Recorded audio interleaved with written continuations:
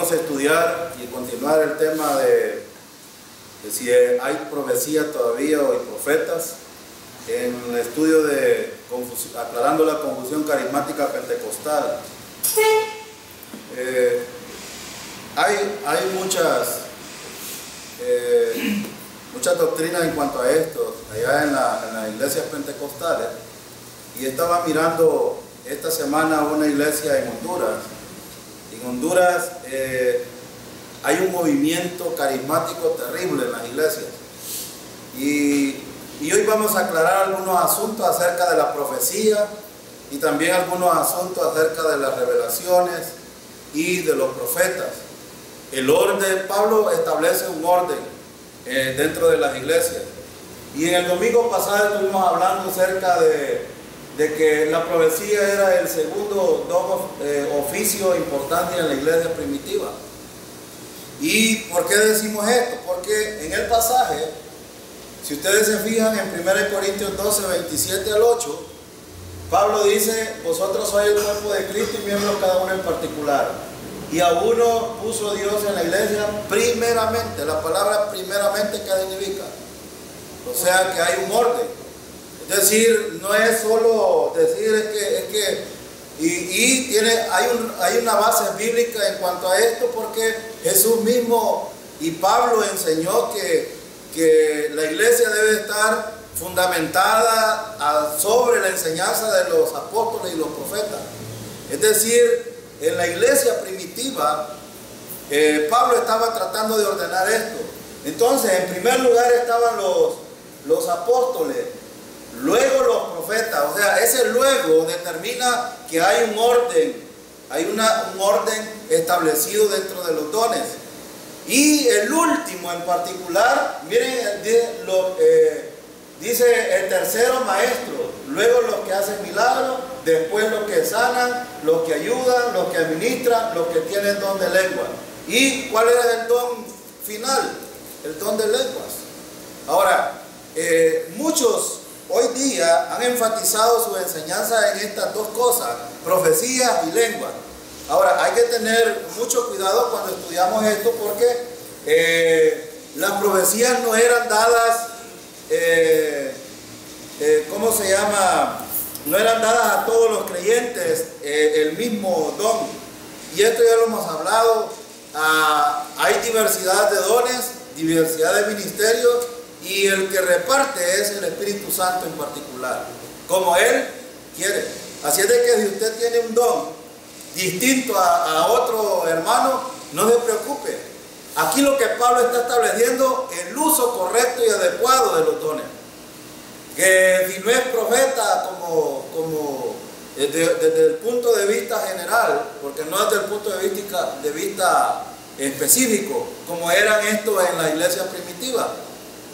Hoy vamos a establecer que los profetas ya cesaron y las profecías también ya cesaron.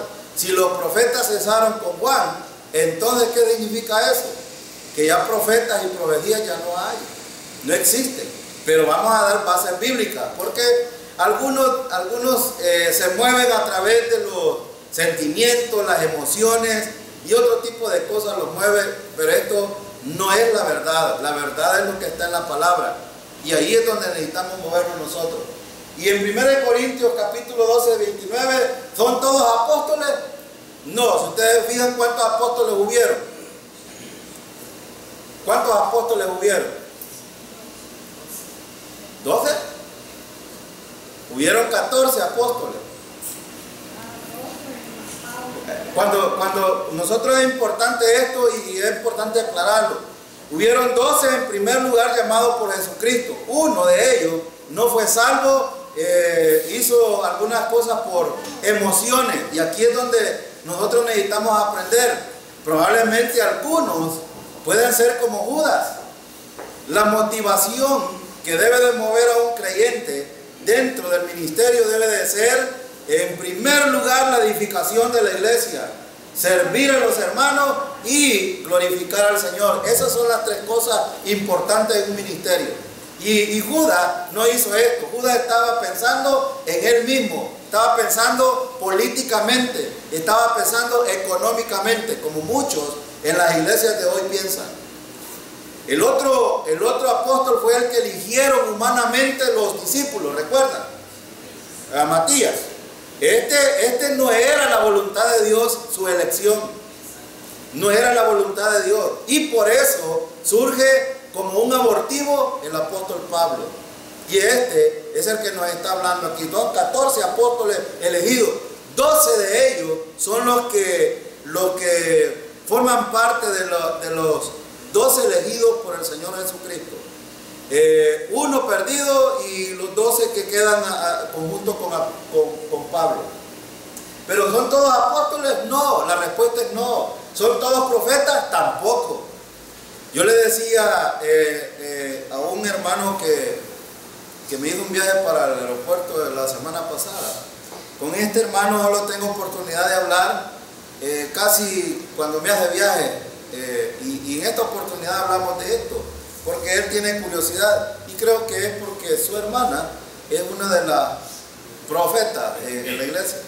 Y yo le explicaba algunos asuntos y van a ver ustedes en la conclusión que llegamos. Pero entonces, son todos apóstoles, está el tema de los apóstoles vigente hasta hoy día. ¿Hay profecía en la iglesia? Bueno, eso es lo que vamos a ver. La profecía incluía recibir directa revelación de Dios como un elemento predictivo. Y lo dice el 12:31 de 1 Corintios, procurad pues los dones mejores. Fíjense que aquí hay una cuestión y por eso algunos creen que la profecía todavía está vigente, pero aquí Reina Valera se quedó corto con estas expresiones. Cuando Pablo dice procurar, no está hablando de que debemos de buscar este don, sino su servicio que sea adecuado, su aplicación que sea adecuada. Voy a hacer una pregunta a ver si ustedes han aprendido durante estos domingos que hemos estado estudiando estos pasajes. ¿El pastor es un profeta? ¿Los que enseñamos aquí somos profetas? Claro que sí. Claro, pero no somos de estos que recibieron revelación directa del Señor. ¿De qué tipo de profetas somos nosotros los que enseñamos? Los que damos mensaje de la profecía ya revelada, de eso. Entonces nosotros no somos de esos que en las noches soñamos y que tal vez soñamos porque las pupusas que nos comimos en la noche nos cayeron mal, pero no es porque el Señor nos está revelando cosas, no. Se trata de un asunto de entregar la palabra que ya fue revelada. Entonces en ese sentido somos profetas nosotros. Entonces cuando Pablo habla de esto, está hablando precisamente esto aquí. Procurar pues los dones mejores, mas yo muestro un camino más excelente. ¿Y cuál es el camino? ¿Cuál es el camino que Pablo? El amor. El hermano que me antecedió en el estudio pasado, hablamos mucho de esto. Y es más, en el domingo que me tocó predicar a mí, dije un principio acerca de esto. Cualquier cosa podemos hacer nosotros, pero separados del Señor, eso no tiene valor espiritual. Pero el amor que es, hermano, el fruto del Espíritu. Entonces, si alguien no muestra a través del Espíritu Santo esto, lo que hace es inútil, no tiene valor espiritual. Y por eso Pablo muestra un camino distinto acerca de la aplicabilidad de estos dones. Pablo, cuando dice procurar pues los dones mejores, cualquiera puede decir, el mejor don es la profecía. Y claro que era uno en particular, era uno en el contexto de la iglesia, era uno de los mejores dones. Sin embargo, Pablo no está diciendo que todos sean profetas, no está diciendo eso. Está diciendo que los apliquen de la manera correcta. Que si tiene el don de profecía, por eso Pablo, y aquí no hay contradicción, procura con diligencia presentarte a Dios aprobado. Un maestro, un pastor que va a predicar la palabra debe de hacerlo tal como le enseñó el Señor a través de lo que escribieron. En este caso Pablo. Fíjate que en esa traducción Ese verso creo que aclara más y dice, está muy bien que ustedes quieran recibir del Espíritu las mejores capacidades. Sí, sí, sí. No con un sentido místico el don, sino con Sí, una sí. capacidad para Correcto, servir correcto. y no para sentirse orgulloso. No trata de posición, trata de servicio. Entonces, hermano Pablo, y procurar, no está hablando, ¿sabe qué? Necesita tener una posición mejor en la iglesia.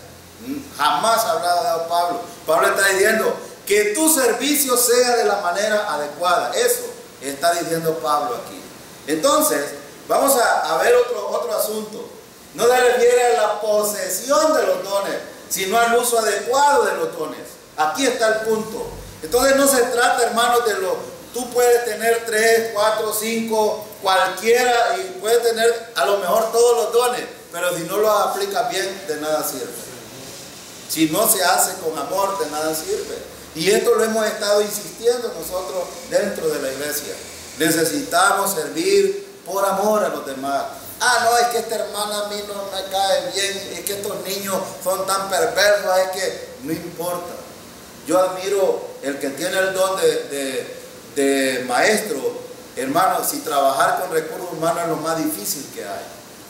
Pero aquí es donde necesitamos estar claros. Si usted es una maestra de escuela bíblica o un maestro, debe de saber de que esto debe de hacerse no por su posición, sino por hacer uso adecuado del don. Y el uso adecuado del don solo a través del Espíritu Santo, en amor. En amor. Entonces, por eso Pablo, en este punto, en los versículos que hemos visto, y en este 31, Pablo está enfatizando eso. No posición, sino uso adecuado del don. Eso es lo que está diciendo Pablo. Y aquí están los versículos, capítulo 13, versículo 1 al 3. Dice Pablo, si yo hablar en lengua humana o angélica y no tengo amor, vengo a ser como un metal que resuena o símbolo que retiñe. Si a usted le suena bueno, yo tengo unos vecinitos, como hoy en tiempo de quedar en la banda, aquí los hipotes también quieren imitar y agarran un montón de cumbos y plácata, plácata, plácata, plácata. Y a mí esos niños ya me tienen el oído, hasta me zumba ya con ese. Entonces, es así como dice Pablo. Si alguien hace las cosas y puede hablar en lengua angélica o humana, pero si no tiene amor, dice Pablo, ahora voy a traducir en nuestro contexto. Las lenguas ya cesaron, la profecía también. Hay muchos dones que están vigentes, pero si aplicamos los dones y no lo hacemos por amor, entonces Pablo dice que es como eso, como que te estén dando inclusive palmadas. Miren lo que dice el 2. Y si tuviera profecía y entendiera todos los misterios y toda la ciencia, y si tuviese toda la fe, de tal manera que trasladase los montes y no tengo amor, nada soy, dice Pablo. ¿Entienden el asunto? El camino correcto de entonces poner en uso los dones es el amor. Y por eso es que aquí, lástima que el tiempo no me alcanzó el domingo para enseñar un poco más de Juan 15, pero Juan 15 nos está diciendo eso. ¿Ustedes creen que una rama cortada de un árbol va a llevar fruto? De ninguna manera. Cuando nosotros estamos motivados en otras cosas y no en amor, somos como esa rama cortada, que lo único que hacemos es hacer un montón de cosas en la carne, pero que no funcionan espiritualmente. Entonces aquí es donde Pablo insiste en este asunto de los dones y su aplicabilidad, el uso correcto de los dones. Este pasaje ya lo vimos, entonces vamos a ver el punto 5. Punto 5. Las profecías se acabarían cuando venga lo perfecto. Y aquí me voy a detener un poquito porque la mayoría de los pentecostales tienen problemas con este pasaje. Y quiero que usted sea bien observativo. Ojo con los estudiantes del Instituto Bíblico, porque aquí hay algo bien importante, contextualmente, históricamente, gramaticalmente, que necesitamos observar. Y tenemos el pasaje. Dice Pablo, el amor nunca deja de ser. ¿Por qué nunca deja de ser el amor? Voy a hacer una pregunta. ¿Por qué nunca deja de ser el amor, hermano? ¿Ah? Porque Dios es amor. En primer lugar. En segundo lugar, Es uno de los frutos del Espíritu. correcto, es el fruto del Espíritu. ¿Y el Espíritu Santo está vigente en la vida de los creyentes? Correcto. Entonces, el fruto del Espíritu por eso nunca deja de ser. Porque el Espíritu Santo mora en cada uno de nosotros. Cualquiera puede decir, a mí me cuesta amar. Sí, a usted. Pero el Espíritu Santo no le cuesta cuando usted lo quiere dejar que ame. Entonces, ven. Entonces, por eso Pablo dice, el amor nunca deja de ser. Pero las profecías se acabarán. Muy bien. ¿Por qué Pablo está usando este verbo acabarán en tiempo futuro? Esto es bien importante y yo voy a hacer un montón de preguntas hoy porque necesitamos llevar claro este tema. ¿Por qué Pablo está hablando en futuro aquí y no en presente? Quiero respuestas de ustedes porque este es un estudio bíblico. Entonces necesitamos aprender juntos. ¿Por qué Pablo está hablando de en futuro cuando dice se acabarán y cesarán las lenguas? Dos verbos, acabarán y cesar. Acabarse, ¿qué es, hermano? Dejar de funcionar. Y cesar, dejar de funcionar también. Las dos palabras significan eso. Pero ¿por qué Pablo en ese momento no dijo la profecía y la lengua se acabaron?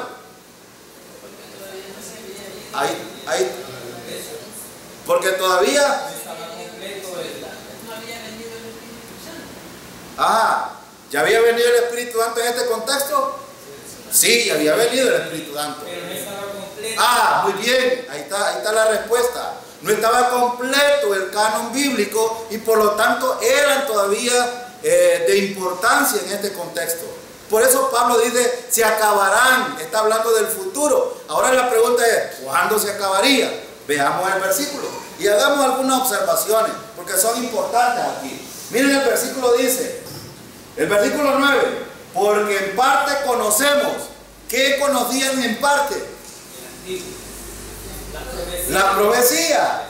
En parte conocían la profecía y dice Pablo, y en parte profetizamos.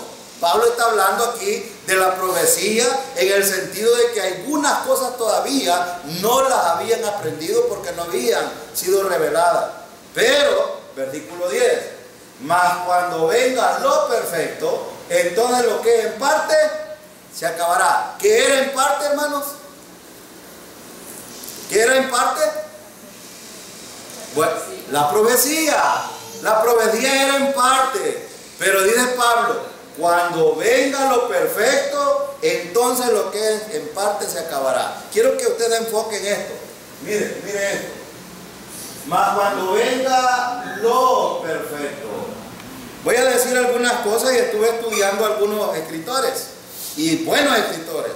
Aún algunos que pueden ustedes conocer de renombre tienen problemas con esto.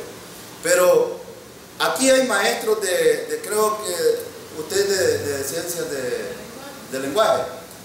Lo es un artículo indeterminado, neutro.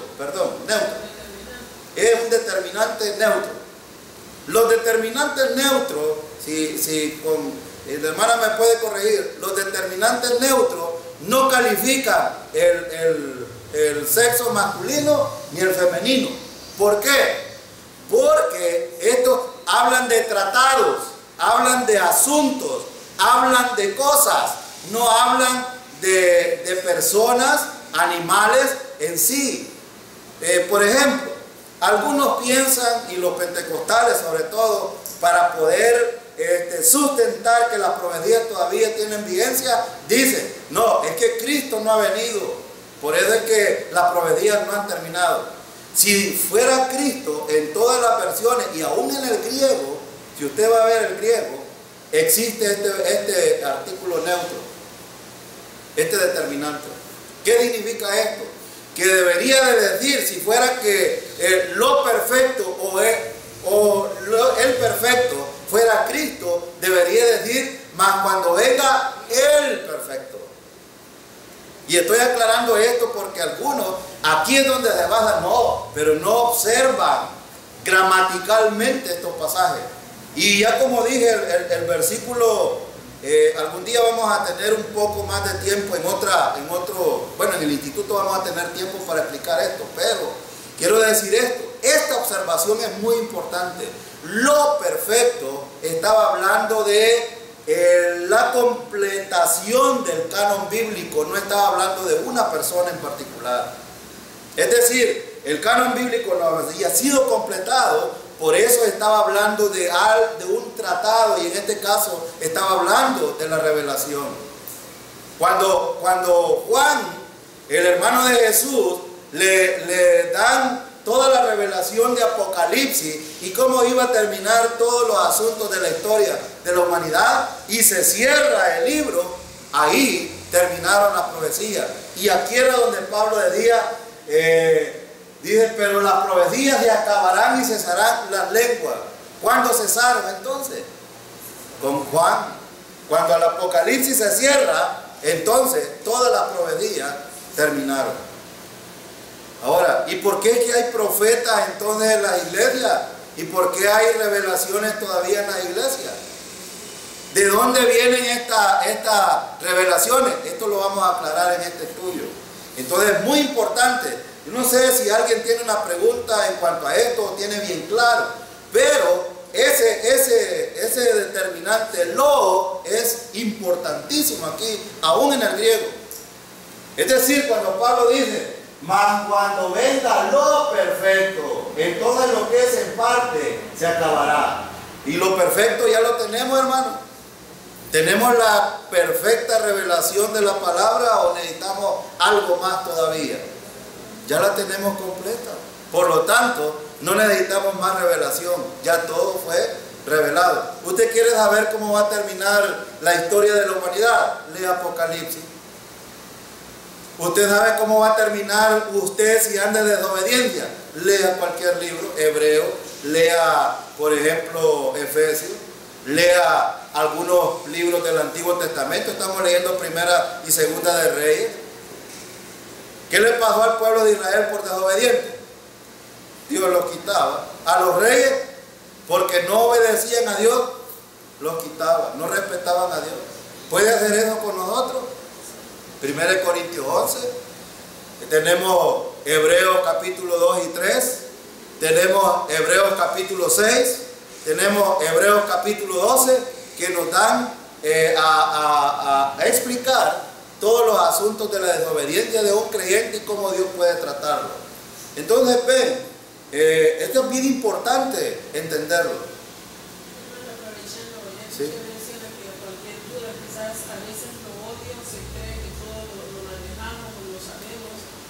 Habla del amor.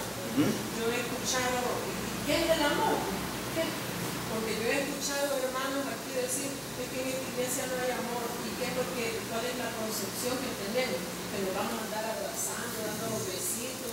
Porque, o sea, en la iglesia ya se sabe que es el amor a Cristo y a los hermanos. Y entonces el amor se puede manifestar de muchas maneras.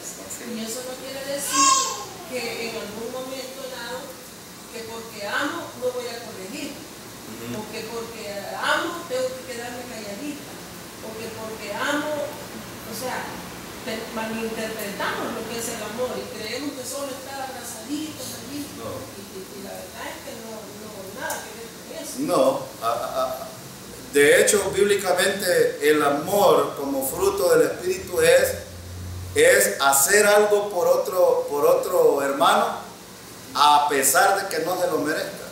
O sea, tenemos Juan 3:16 como una manifestación del amor. ¿A quién amó Dios?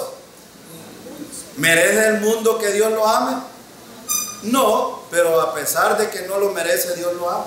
Ese es el verdadero amor. Probablemente nuestros hermanos no se merezcan ni cariño, ni respeto, ni confianza, ni que le hagamos un beneficio, probablemente no. Pero cuando yo estoy guiado por el Espíritu Santo y muestro a pesar de eso, ese es el genuino amor. No es de estar apapachando. Miren, si en las iglesias cuando hay mucha hipocresía. Y se lo voy a decir por qué. Porque algunos creen, y voy a decirlo así familiarmente. Miren, vean ustedes en la familia que es la iglesia más cercana que nosotros tenemos. Veamos si no somos hipócritas, los hijos por ejemplo. Los hijos hacen cosas que los padres les advierten que no las hagan, pero a pesar de eso, las hacen. Eso es hipocresía. ¿Los aman a los padres? No, no nos engañemos. No las aman. Ahora démosle vuelta a la tortilla. Cuando el padre de familia se da cuenta que su hijo anda mal y no lo corrige, ¿lo ama? Perdónenme, pero no, es hipócrita. Así de sencillo. He puesto esos ejemplos porque son los más cercanos nuestros. Entonces, ahora, en la iglesia necesitamos acercarnos más en este sentido, pero solo es posible cuando estamos en el poder del Espíritu Santo. Y si no, hemos hablado bien claro, cuando yo no ando en el Espíritu Santo, entonces, ¿qué es lo que se ve en mí? Pues la carne, soy carnal, punto. No hay otra cosa que yo pueda decir. Entonces el amor, hermano, debe de llevar corrección. Y aquí es donde Dios creo que nos está amando tanto a esta iglesia, nos está diciendo, corrijamos, vamos adelante, pero hay que corregir esto, corrijamos esto otro.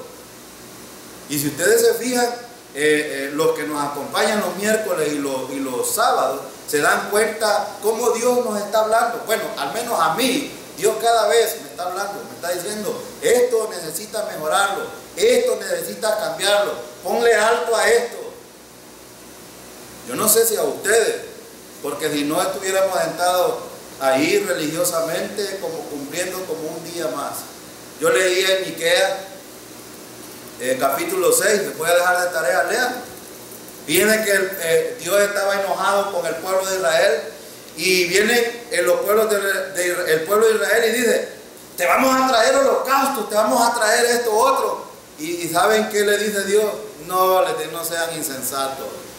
Yo lo único que quiero es que sean justos, que tengan misericordia para los demás y que tengan comunión conmigo. Esas son las tres cosas que les demanda Él. Y no es eso lo que nos ha estado diciendo Dios a nosotros también. Eso es precisamente. Si no tenemos comunión con Dios, no podemos tener una comunión con los hermanos perfecta, correcta. Entonces, en el uso de los dones, volviendo al tema, es precisamente lo mismo. Si yo no tengo comunión con Dios, entonces tampoco voy a funcionar en el don. Y aquí es donde, por eso Pablo habla acerca de esto. Las profecías ya cesaron, todo es, las lenguas también. Y vamos a ver aquí un asunto importante. Veamos el punto número 6. La profecía beneficia, y aquí está el punto, miren, medular, que queremos que ustedes y nosotros lo aprendamos. Fíjense bien, la profecía beneficia a la iglesia, hablando la palabra de Dios con directa revelación que resulta en edificación, exhortación y consolación. Son tres cosas importantes. Yo ha habido veces que me he ido exhortado de la iglesia, algunas veces me he ido consolado, algunas veces han sido las tres cosas. Esto es bien importante, porque si yo, predicador, me paro aquí y no le doy nada para que la iglesia aprenda, que no le estoy dando lo mío, sino lo que es bíblico. Y por eso es que a mí me gusta que vayamos a la parte medular de los versículos que estudiamos. Por eso vamos a ver 1 Corintios 14, 1 al 5. Miren, aquí hay algunas cosas importantes. Y sobre en el versículo 3 me voy a detener un poquito. Dice, seguid el amor y procurad los dones espirituales, pero sobre todo que profeticéis. Ya hablamos de este versículo. ¿Y qué dijimos? No es tener una posición en el don, sino el buen uso del don. Versículo 2. Porque el que habla en lengua no habla a los hombres, sino a Dios. Pues nadie le entiende, aunque por el Espíritu hable misterio. Si yo me pudiera hablar en lengua aquí, y en una lengua que aquí, hablar en lengua no es hablar cerigonza como lo hacen hoy, es hablar un idioma. Y me pudiera hablar inglés, probablemente los que saben inglés me entenderían, pero los demás no entenderían. ¿Se edificarían? No. Entonces este es el asunto que Pablo va a tratar. Versículo 3. Pero el que profetiza habla a los hombres ¿para qué? Edificación, exhortación y consolación. Ahora, es muy claro al decir que la profecía aprovecha a la iglesia, por medio de la enseñanza. ¿Notan el versículo? Dice el versículo, pero el que profetiza habla a los hombres para edificación. Y esta palabra hablar es la palabra importante que necesitamos hacer aquí.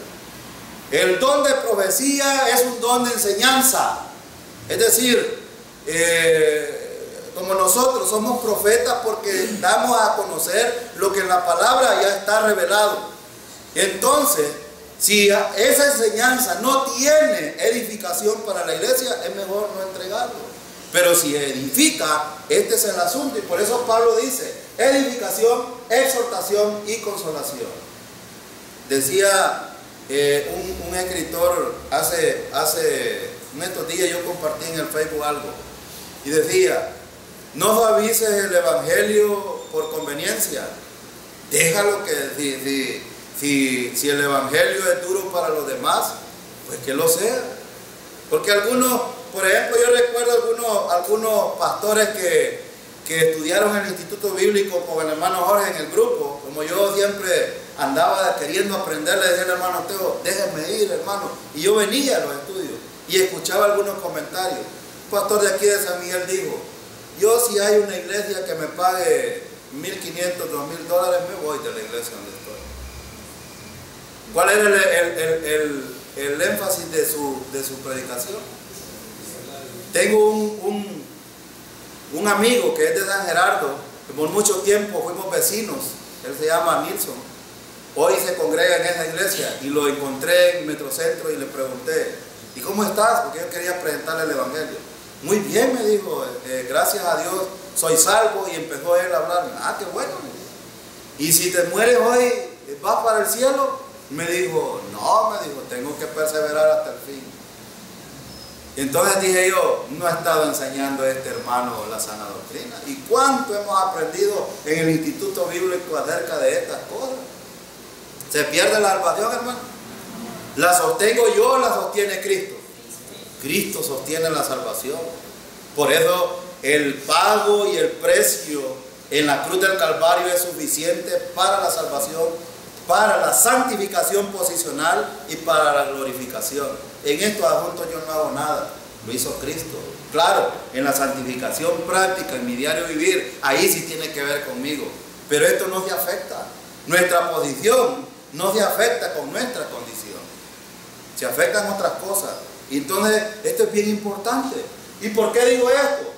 Porque, de hecho, hermano, esto debe de consolarnos a nosotros. Pero fíjense que este punto de la enseñanza es muy medular. Si ustedes oyen un predicador hoy por hoy y no está enfatizado en la sana doctrina, yo les recomiendo mejor que no lo oigan, a menos de que estén creciendo y estén maduros en cuanto a lo que enseñan, porque hay muchos que sutilmente hablan de la gracia, pero meten el esfuerzo humano. Ahora, una pregunta. ¿Saben cuál es la razón por la cual la iglesia no es tan edificada hoy en día? ¿Saben cuál es la razón por qué la iglesia no está siendo edificada? Estamos hablando de la iglesia en general, la iglesia de Cristo, la que compró con su sangre. ¿Saben por qué? Porque la mayoría de los predicadores no están predicando la palabra de Dios. Están predicando otras cosas. Prosperidad, sanidad, esfuerzo humano, obras. Están predicando muchas otras cosas en vez de predicar la sana doctrina, en vez de predicar la palabra de Dios. Y no es por falta de profecía, tenemos la palabra completa ya. La profecía ya está ahí.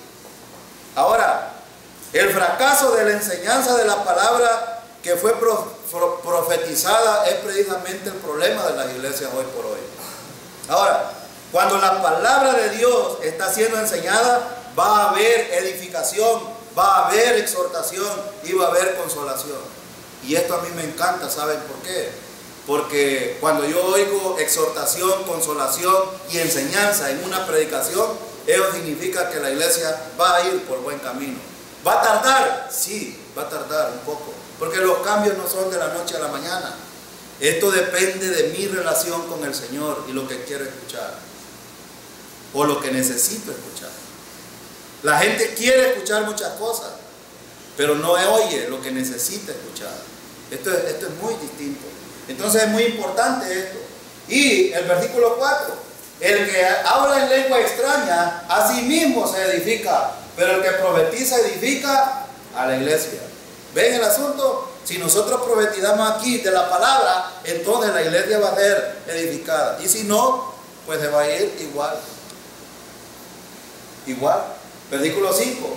Así que quisiera que todos vosotros hablaseis en lengua, pero más que profetizaseis, porque mayor es el que profetiza que el que habla en lengua, a no ser que las interprete para que la iglesia reciba edificación. Entonces, ¿cuál es el asunto importante aquí? La profecía debe de ser para edificación. Sí, predicación. Es enseñanza. Tiene que ver con entregar la palabra, con entregar la sana doctrina. A eso se refiere. Punto número 7. La profecía que se predicaba durante las reuniones en la iglesia necesitaba seguir algunas regulaciones. Y aquí es donde necesitamos ver algunas cosas. Por ejemplo, 1 Corintios 14, 26. ¿Qué hay pues, hermanos? Cuando os reunís, cada uno de vosotros tiene salmo, tiene doctrina, tiene lengua, tiene revelación, tiene interpretación. Hágase todo para... Entonces, si alguien canta alabanza, hermanos, por eso yo quiero exhortar esta mañana, que si alguien va a cantar una alabanza que no, ni siquiera se menciona a Cristo, sino que le va a decir yo, mi, mejor no, porque en vez de alabar, y aunque diga ahí en el púlpito que sea para la honra y la gloria del Señor, ¿cuál honra y la gloria del Señor si quien se lavó fue Él mismo? Yo he escuchado, últimamente he estado escuchando un montón de canciones que canta Marco Witt, Jesús Adrián Romero, Lily Goodman, y un montón de mujeres que tienen un montón de canciones que en vez de alabar al Señor, exaltan ellas mismas y exaltan el yo, el ego. Entonces es muy peligroso esto.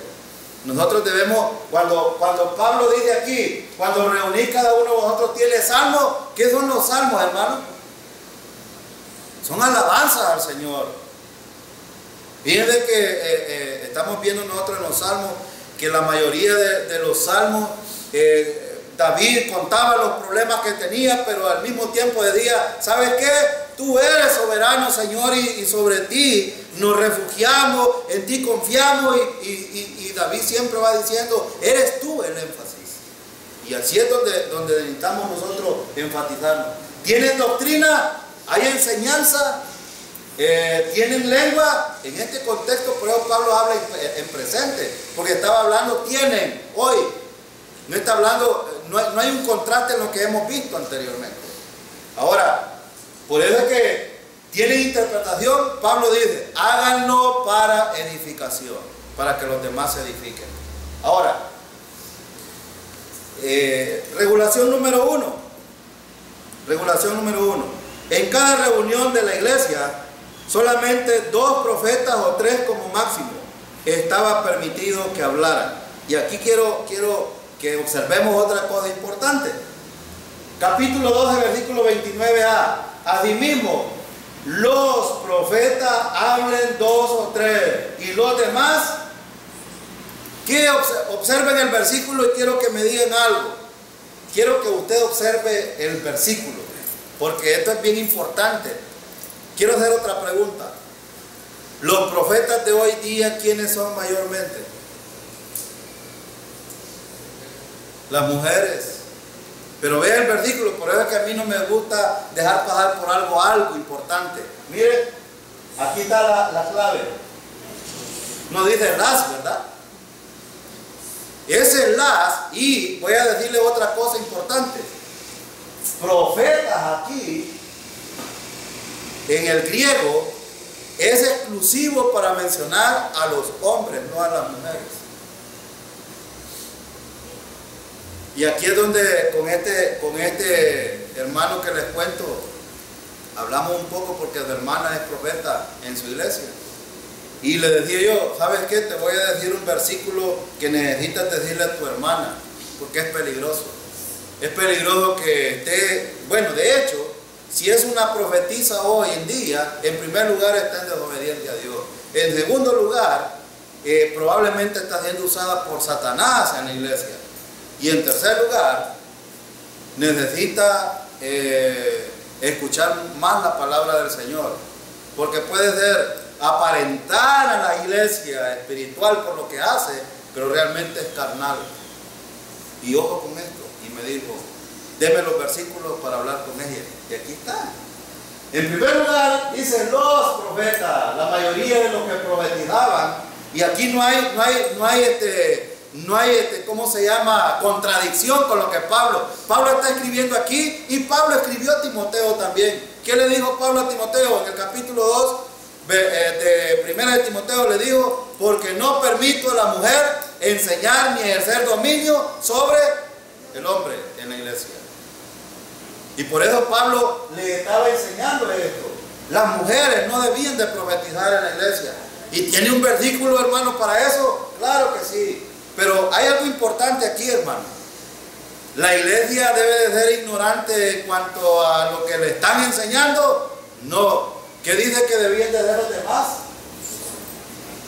Entonces, hermano, usted cuando se sienta ahí, no debe de sentarse solo por sentarse. Debe de juzgar si lo que hablamos es conforme a la palabra o no es conforme a la palabra.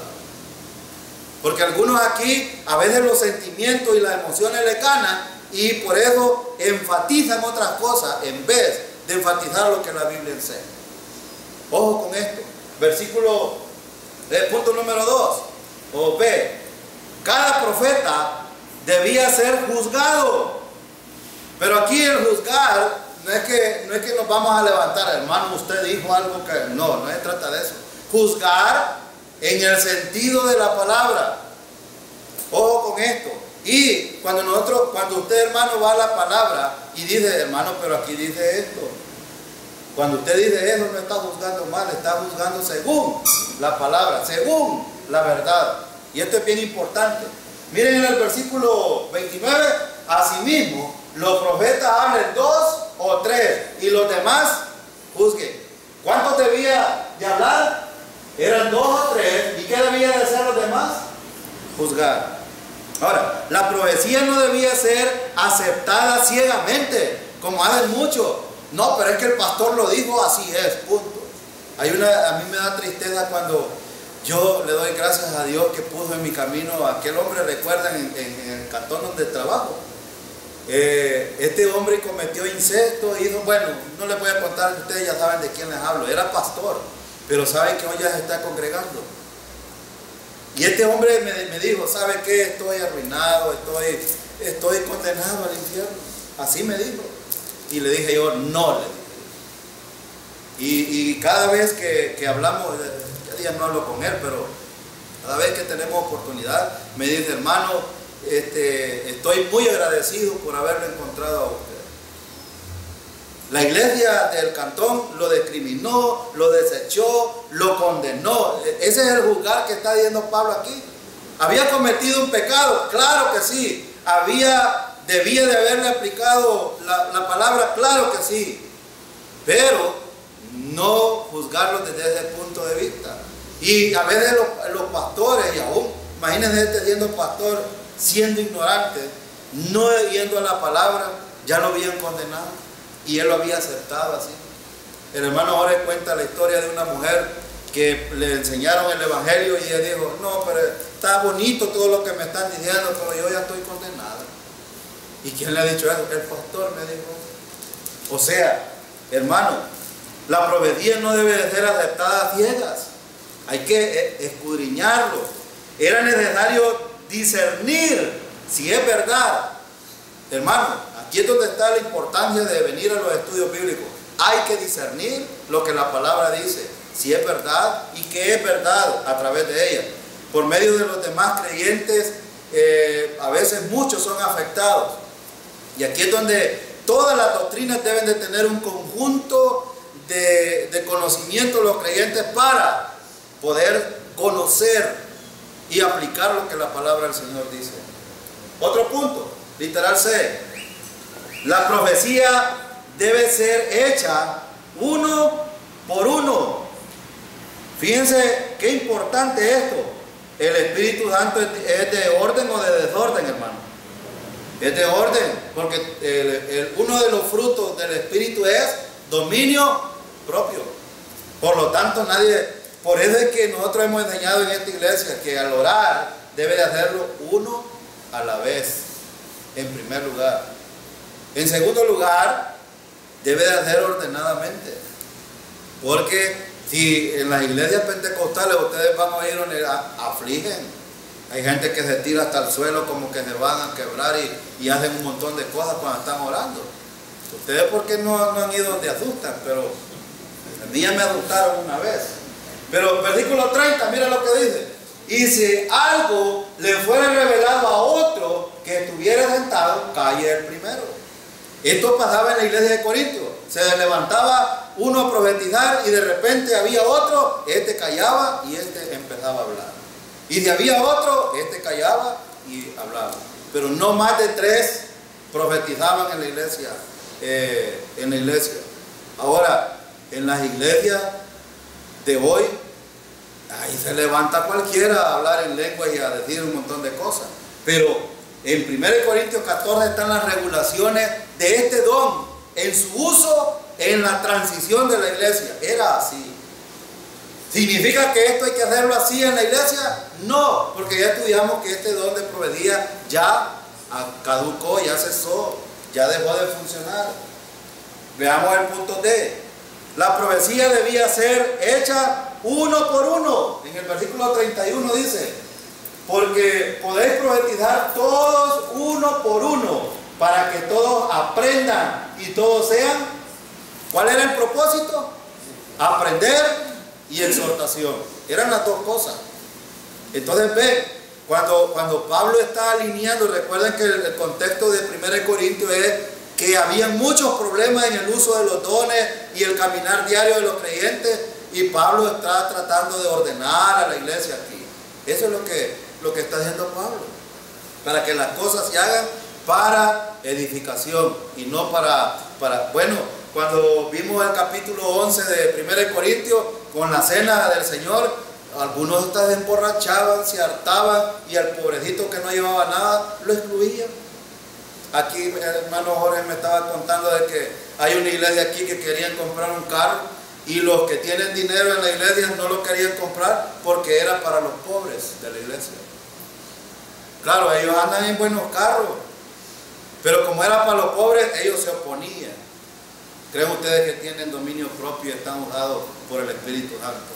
Son carnudos, y estos son los que tienen dones ahí en la iglesia. Y digo yo, qué ignorancia más grande, qué ignorancia. Entonces, punto número E: los profetas debían estar siempre bajo control. Y aquí está el punto del cual estaba hablando. Bajo control, versículo 32 y 33.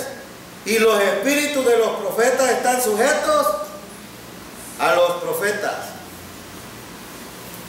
Pues Dios no es Dios de confusión, sino de paz, como en todas las iglesias de los santos. El espíritu de los profetas está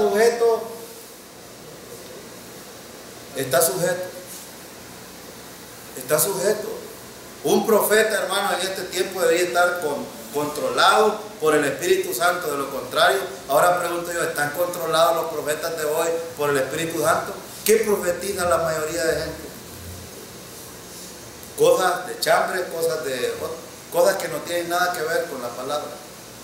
Entonces, no me va a alcanzar el tiempo quizás para ver la parte que quería que viéramos, pero solo en relación a lo de las mujeres. Pero el fruto del Espíritu, hermano, es dominio propio. El Espíritu Santo nunca viola las propias regulaciones. Imagínense que cómo va a venir un profeta, sobre todo una mujer, parándose a profetizar, cuando el Espíritu Santo reveló a Pablo que esto era prohibido en la iglesia. Entonces, cuando una profeta se levanta en una iglesia a profetizar, desde ese momento está en desobediencia a Dios. ¿Y cómo así, hermano? Sí, mire, punto número F. Las mujeres guarden silencio en la iglesia porque no les es permitido hablar. ¿Tengo el versículo? Sí, aquí está. Vuestras mujeres callen en las congregaciones. Ahora quiero aclarar un asunto aquí. ¿De qué estamos hablando, hermano? De la profecía. Una mujer puede preguntar en la iglesia y comentar. Claro, aquí no estamos hablando de que las mujeres no tienen, porque algunos dicen que Pablo era machista. Entonces el machista no es Pablo, porque ¿quién le dio esto? Dios le dio esta revelación a Pablo, y Pablo no dice: Pablo, ¿saben qué? Les voy a decir algo que yo creo que así es. Porque algunos pastores dicen: no, yo creo, yo pienso. No, aquí está el versículo 34 del 14 de 1 de Corintios. Las mujeres callen en las congregaciones, porque no les permito hablar. No les es permitido hablar, sino que estén sujetas, como también la ley lo dice.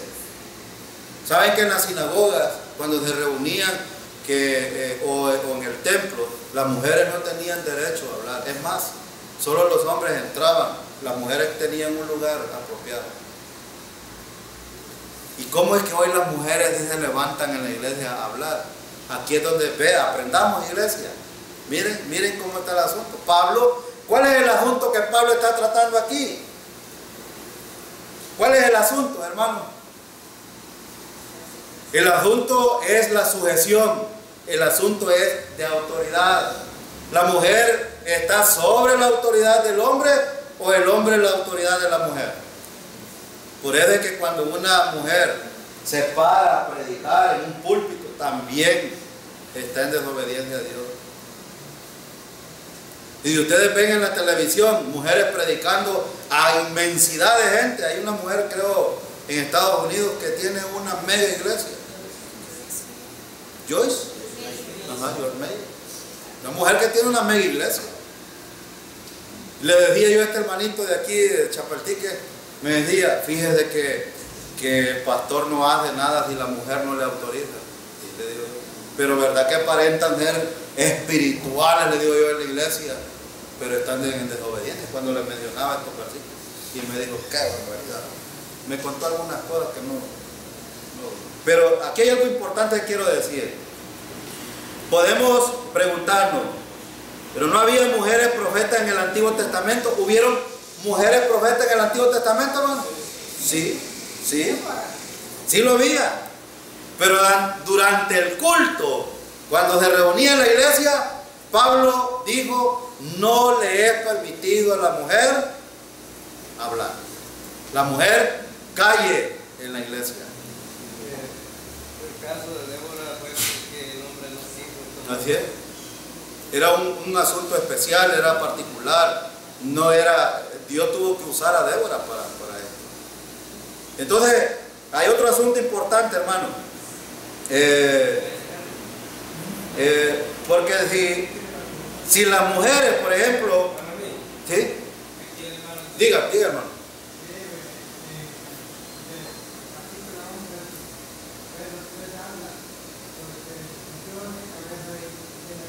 Sí.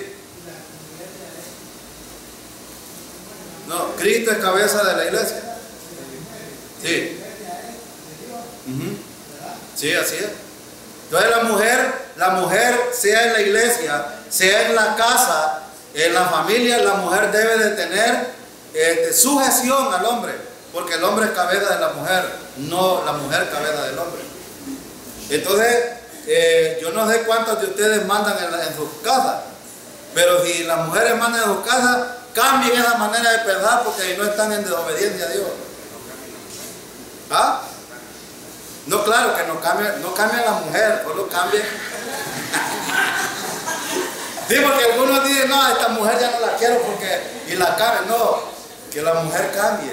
Pero también quiero decir algo: el hombre tampoco debe de ser un déspota, y tampoco debe de ser un imperialista en la casa. Esto tampoco, o sea que el hombre a veces, y también hay otro asunto, que los hombres tomen protagonista en función del ministerio que Dios les ha entregado, porque eso es lo que estamos hablando. Cuando los sacerdotes del hogar no toman protagonismo, fallan. Y ojo con esto, entiendo por ejemplo a las mujeres que tienen maridos que no son creyentes. Aquí necesitan trabajar esta parte de la mujer. Y esto es permitido, pero esto es muy importante, hermanos, que no descuidemos este ministerio que Dios nos ha entregado. Creo yo, y por lo que he estudiado en la palabra, que los problemas que tenemos hoy por hoy en la familia es por el descuido de los padres. Y son responsables. La mayoría de padres se van a trabajar, no toman tiempo para los hijos, creen que con darles el celular, el dinero y los bienes es suficiente y no se vuelven a acordar. Hoy por hoy esto es uno de los problemas, pero volviendo al tema de esto el tema de la sujeción, pues aquí está el punto. Dice Pablo, dice, porque no les es permitido hablar, sino que estén sujetas, como también la ley lo dice. Y cuando hablamos de la ley, estamos hablando del Antiguo Testamento. En la ley también estaba dicho esto, y aún se sostiene este principio dentro de la iglesia. Quiero finalizar este punto con el punto número 8. Los profetas eran el fundamento de la iglesia. Y aquí es donde necesitamos enfatizar nosotros. Los profetas, no los profetas de hoy, sino los profetas del Antiguo Testamento, eran el fundamento de la iglesia, eran los que entregaban la enseñanza. Y en Efesios capítulo 2:20 dice, edificados sobre el fundamento de los apóstoles y profetas, siendo la principal piedra del ángulo Jesucristo mismo. Entonces, ¿cuándo y cómo es que necesitamos nosotros estar enfatizados en esto? Cristo es la piedra angular, hermano. No debemos de olvidar esto. Cristo es la cabeza, y lo que el hermano Antonio decía es importante. Nosotros debemos de ver Cristo es la cabeza de la iglesia local es el pastor, después están los líderes o ancianos, abajo están los maestros y maestras de escuela bíblica y la iglesia. Y sobre el fundamento de los apóstoles y los profetas es que debemos de ser edificados nosotros. Y aquí está un diseño. Este es el diseño de Dios, no la junta directiva. Me da tristeza cuando oigo que pastores han sido expulsados de la iglesia por los diáconos o por la gente que tiene el dinero. Hermano, ¿están los diáconos bajo la sujeción del pastor o el pastor bajo la sujeción de los diáconos? Somos nosotros los que estamos bajo la autoridad del pastor. Y me da tristeza cuando oigo de iglesias que se dividen porque los diáconos, nosotros fuimos sacados del instituto de una iglesia, y es más, al pastor que era miembro del instituto bíblico no le pagó el diácono 6 meses para obligarlo, y tenía 2 hijos en la universidad, pues, y habían gastos. Y entonces él nos contaba con el hermano Teo, ¿qué hago? Y nosotros le decíamos, aguante hermano un poco, probablemente vamos a orar por usted, pero él no soportó y tenía razón. El diácono no tuvo el suficiente valor de decirle, hermano, ya no lo queremos ver aquí, sino que mejor le retuvo el salario. ¿Cómo se llama eso, hermano? Pero se parecen iglesias bien santitas, ¿verdad? Que hablan de santidad y un montón de cosas. Era robo. Le robaron al pastor. Estaban oprimiendo a su familia. La familia salió afectada. Él tuvo que salir de ahí. Violando la ley. Bueno, así es. Era vergonzoso. A mí me da vergüenza decir esto, pero por lo que nos ven en este medio, que aprendan, que no sean sinvergüenza, que no se dejen llevar por las emociones y los sentimientos, sino que sean bíblicos y que vayan a la autoridad máxima, que es Cristo la roca. Los apóstoles y profetas dieron el fundamento y está en la palabra de Dios. Y los evangelistas, pastores y maestros somos los que tenemos esta tarea de edificar a través de ese fundamento, y la iglesia misma que sea edificada a través de la palabra. Este es nuestro deseo, que la iglesia sea aprendida, enseñada, exhortada y consolada también. Yo no sé cuántos están consolados hoy saber que estamos salvos de una vez y para siempre. Y esto, hermanos, nos garantiza la vida eterna en el Señor. Cristo es la roca y Él sostiene, nos cuida, nos guarda, nos protege. nos sustenta, y ahí es donde tenemos de estar enfocados nosotros. Oremos. Padre, queremos